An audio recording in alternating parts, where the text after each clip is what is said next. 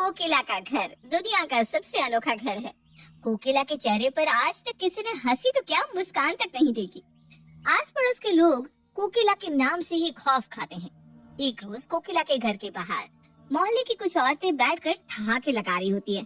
उन लोगों की आवाज से कोकिला का मन चिड़चिड़ाने लगता है और अपने आप से कोकिला कहती है, लगता है इन लोगों को कोई काम नहीं है।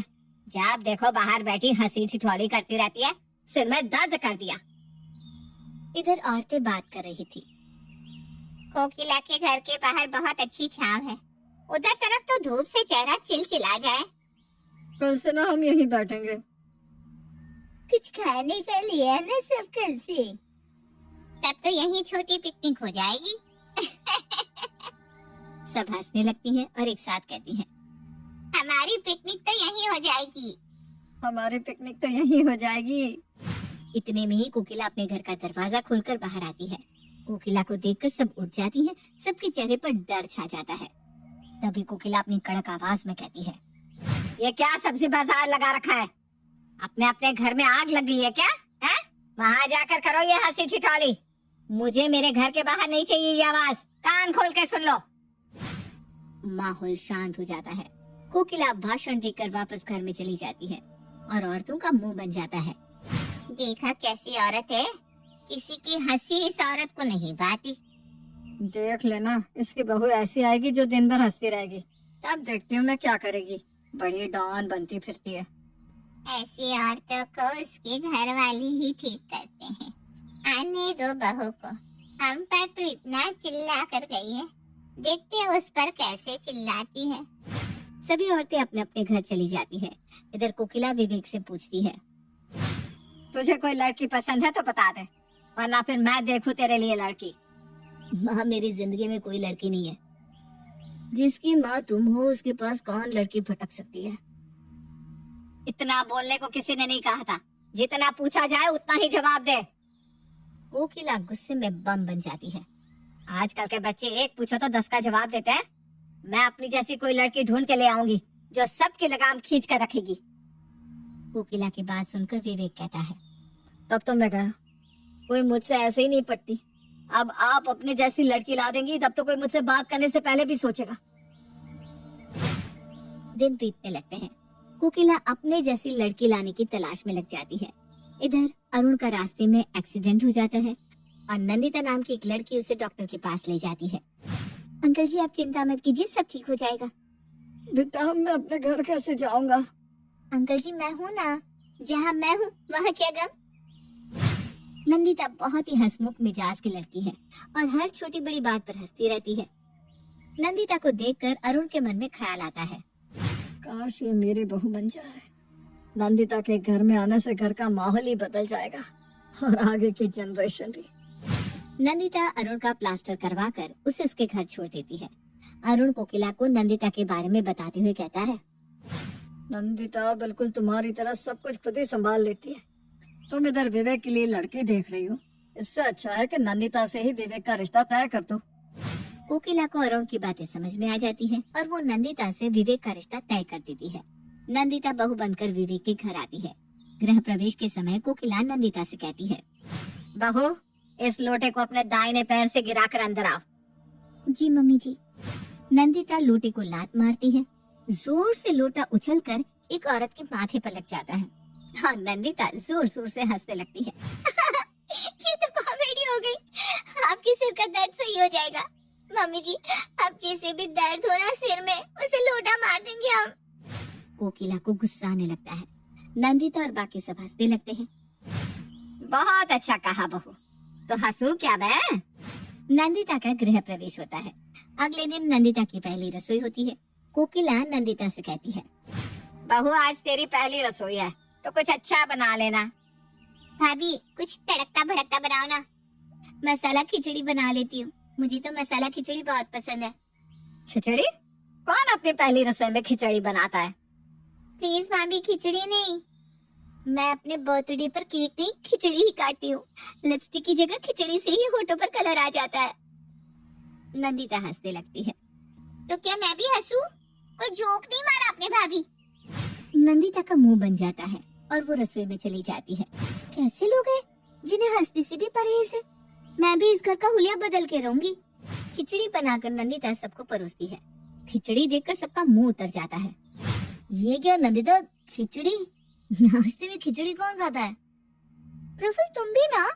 नाश्ते में क्या, मैं तो तीनों टाइम खिचड़ी खाती हूँ। खिचड़ी बहुत टेस्टी लगती है। एक बार होठों में लग जाए ना तो लिपस्टिक भी फेल हो जाएगी। तुमने खिचड़ी नहीं देखी क्या? तुम मेरे प्रफुल्ल और मैं तुम्हारी हंसा। प्रफुल्ल, ए प्रफुल्ल, कोई मजाक नहीं चल रहा है? हंसू क्या? भाभी, मैं नहीं खाने वाली ये। नन्हे जी खाकर तो देखिए, अगर पसंद ना आए तो कहना, मसाला खिचड़ी है। नंदिता के साथ सब खिचड़ी खाते हैं। तब अंजलि कहती है, भाभी चाय बना दो ना झटपट, मुझे कॉलेज जाना है। नंदिता जल्दबाजी में चाय बनाने जाती है और हड़बड़ी में चाय में चीनी की जगह नमक डालकर ले आती है। ये लीजिए चाय, ननद जी आपके लिए स्पेशल। अंजलि चाय पीती है और थूक देती है। चाय में नमक कौन डालता है? ये आप ही पियो भाभी। नंदिता तो जोर जोर से हंसने लगती है और फिर अपने मुंह पर हाथ रखकर कहती है, ओ ननद जी, वो ना जल्दबाजी में चीनी की जगह नमक पड़ गया। दया भाभी ने भी एक बार ऐसे ही किया था ना? कौन दया भाभी? अरे तारक मेहता वाली दया भाभी। दया भाभी ने भी ऐसा किया तो क्या मैं भी हंसूं? भाभी आप भी ना। अंजलि अपने कॉलेज के लिए निकल जाती है। इधर अरुण मन ही मन खुश होता है। मेरी बहू इस घर का नक्शा बदल देगी। एक रोज नंदिता कपड़े धो रही थी। तब कोकिला उसके पास जाकर कहती है, बहू, वॉशिंग मशीन में कपड़े साफ नहीं होते, हाथ से रगड़ रगड़ कर धोना कपड़े। मुझे तो वॉशिंग मशीन में धुले कपड़े पसंद ही नहीं है। ठीक है मम्मी जी, मैं हाथों से धो देती हूँ कपड़े। नंदिता कपड़े धोती है और कोकिला की साड़ी को इतना रगड़ती है कि वो फट जाती है। अरे अब क्या करूँ, मम्मी जी की साड़ी तो गई। जस्ट चिल नंदू, मम्मी जी ने ही कहा था रगड़ कर धोना।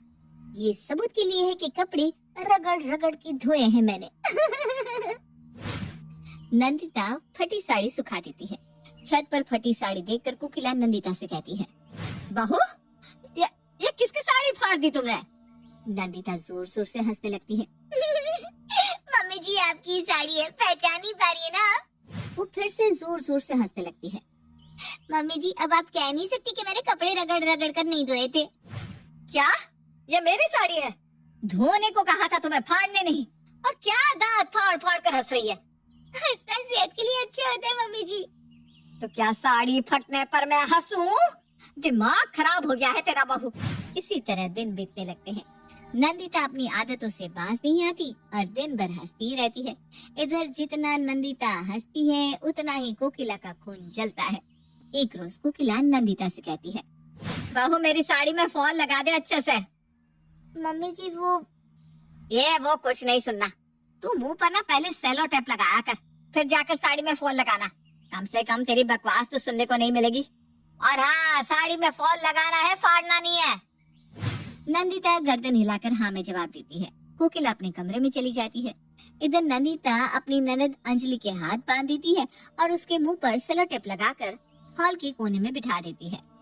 ननद जी मुझे माफ कीजिए, अब मम्मी जी ने मुझे कहा है तो उनकी आज्ञा तो माननी पड़ेगी ना।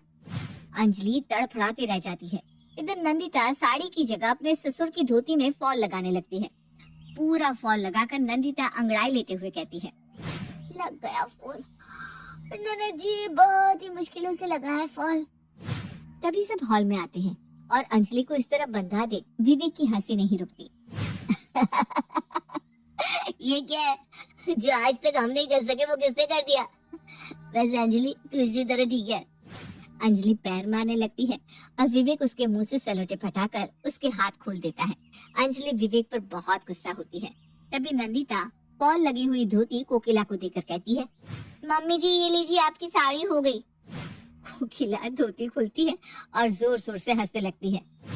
बहू तू ना पूरी कार्टून है, ये साड़ी नहीं है, तेरे पापा जी की धोती है। ओह शिट, मम्मी जी फिर गड़बड़ हो गई। पर अब सब हंसने लगते हैं।